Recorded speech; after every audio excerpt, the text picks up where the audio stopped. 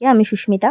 আজকে আমি কর্মধারয় সমাসের যে ৫টা বিভাগ আছে সেই বিভাগগুলি নিয়ে আলোচনা করার চেষ্টা করছি সংক্ষেপে, যাতে খুব ইজিলি আমরা বুঝে নিতে পারি যে এটা কর্মধারয় সমাস এবং কর্মধারয় সমাসের মধ্যে এটা কোন পার্ট। ঠিক আছে, প্রথমে আমি গত ক্লাসে সমাসের যে প্রথম ক্লাসটা ছিল ওইটার মধ্যে কোনটা দ্বন্দ্ব কোনটা কর্মধারয় এটা যাতে আমরা বুঝতে পারি এটা একটা বেসিক ক্লাস করেছিলাম।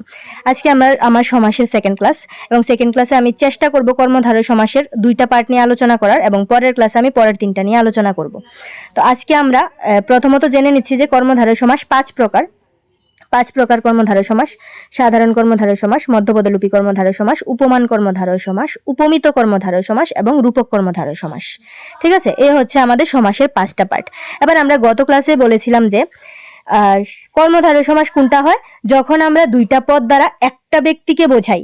যখন 2টা পদ দ্বারাই একটা ব্যক্তিকে বোঝায় তখন সেটা হয় কর্মধারয় সমাস, এবং যদি 2টা আলাদা আলাদা হয় তাহলে সেটা হয়ে যায় কি সমাস বলেছিলাম ফার্স্ট ক্লাসে, সেটা হয়ে যায় দ্বন্দ্ব সমাস। ঠিক আছে, তাহলে এখানে আমার সাধারণ কর্মধারয় সমাস অলরেডি আমাদের ফার্স্ট ক্লাসে মোটামুটি কমপ্লিট হয়ে গেছে, যে 2টা দিয়ে যদি একটা ব্যক্তিকে বোঝায়, যেমন মেঝো মামা, এখানে পূর্বপদ হচ্ছে মেঝো, পরপদ হচ্ছে মামা, তাহলে মেঝো মামা শব্দটা একটা ব্যক্তিকে বোঝাচ্ছে, মেঝো মামাকে, তাহলে কি হবে মেঝো যে মামা, এবং এটার ব্যাস বাক্য করতে হবে কি দিয়ে, এটার ব্যাস বাক্য করতে হবে যে সে দিয়ে বা যিনি তিনি দিয়ে বা মাঝখানে একটা যে লাগিয়ে।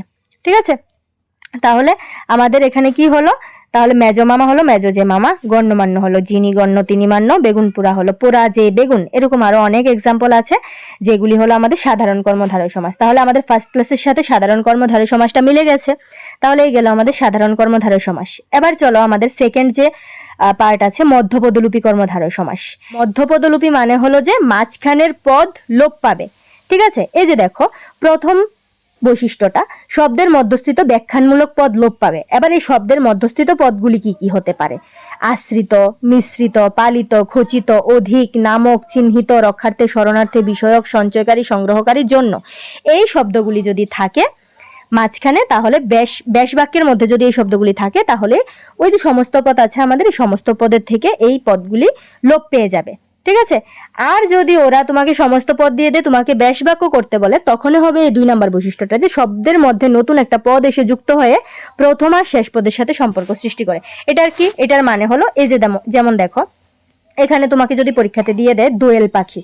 ঠিক আছে, এই যে দোয়েল পাখি, এটাকে যদি আমি 2 পার্ট করি, দোয়েল হচ্ছে পূর্বপদ, পাখি হচ্ছে পরপদ। ঠিক আছে, তাহলে এখানে দুয়েল পাখি, এই দুয়েল আর পাখির মাঝখানে এই নামকটা এসছে তো, এই দুয়েল নামক পাখি, এই যে মধ্যপদটা যখন এখানে গিয়ে হারিয়ে যায় তখন এটাকে বলা হয় মধ্যপদলোপী কর্মধারয় সমাস। কিন্তু ব্যাস বাক্য করার সময় আমরা কি করব, ব্যাস বাক্য করার সময় আমি এই দোয়েলটার থেকে আর পাখিটার থেকে, ঠিক আছে, নামকটা চলে যাবে, তাহলে তো দোয়েল পাখি থেকে যায়, কিন্তু আমি যখন ব্যাস বাক্য করবো তখন দোয়েল পাখিকে আমি দোয়েল নামক পাখি করব। আর আমরা আগে তো পড়েছি যে এখানে ফুল, ফল, নদী, পাখি, মন্ত্রী, পর্বত, সচিব, যান ইত্যাদি যদি থাকে, এগুলি একদম চোখ বন্ধ করে আমরা বলে দিতে পারি যে এটা হচ্ছে মধ্যপদলোপী কর্মধারয় সমাস। যেমন দোয়েল পাখি, দোয়েল নামক পাখি, কাঁঠাল ফল, একটা ফলের নাম তো, কাঁঠাল নামক ফল, গঙ্গা নদী, গঙ্গা নামক নদী, অর্থমন্ত্রী, এই যে মন্ত্রী বলেছি না, মন্ত্রী, অর্থমন্ত্রী, অর্থ বিষয়ক মন্ত্রী, পর্যটন মন্ত্রী, পর্যটন বিষয়ক মন্ত্রী। ঠিক আছে, বিদ্যুৎ মন্ত্রী, বিদ্যুৎ বিষয়ক মন্ত্রী, এরকম ভাবে আমরা করব। আর মাঝখানে ওরা যখন তোমাকে শব্দটা দিয়ে দেবে, তুমি যখন শব্দটাকে ব্যাস বাক্য করবে তখন এই শব্দগুলি লাগিয়ে ব্যাস বাক্য করবে, আশ্রিত, মিশ্রিত, পালিত। ঠিক আছে, যেটার সঙ্গে যেটা যায়। এখন যদি পরীক্ষাতে আসে দোয়েল পাখি, তুমি যদি লেখো দোয়েল বিষয়ক পাখি, তাহলে কি হবে? হবে না। এটা তোমার বুঝে নিতে হবে যে আমি কখন নামক বসাবো, কখন মিশ্রিত বসাবো। ঠিক আছে, যেমন এখানে আসলো ধরো পরীক্ষাতে পলান্ন। পলান্ন মানে কি? পল মানে মাংস, অন্ন মানে ভাত, তো পলান্ন মানে কি? মাংস ভাত। তাহলে এখানে যদি আমি লিখি পল নামক অন্ন, তাহলে কি হবে? হবে না তো। পল নামক অন্ন লিখলে তো মিনিংটা চেঞ্জ হয়ে যাবে। তো এরকম ভাবে তোমার মধ্যপদলোপী কর্মধারয় সমাসের ব্যাস বাক্য করতে হবে যাতে মিনিংটা ঠিক থাকে।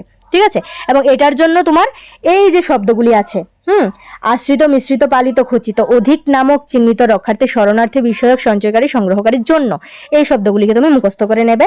এবং যখন দেখবে যে ফুলের নাম, ফলের নাম, পাখির নাম, নদীর নাম, পর্বতের নাম, মন্ত্রীর নাম, সচিবের নাম, জানের নাম আছে, তখন এটাকে মধ্যপদলোপী কর্মধারয় সমাস চিনে নেবে এবং ওই মাঝের পদগুলি যুক্ত করে ব্যাস বাক্যটা করে নেবে। আরেকটা হচ্ছে গিয়ে যদি সমস্ত পদের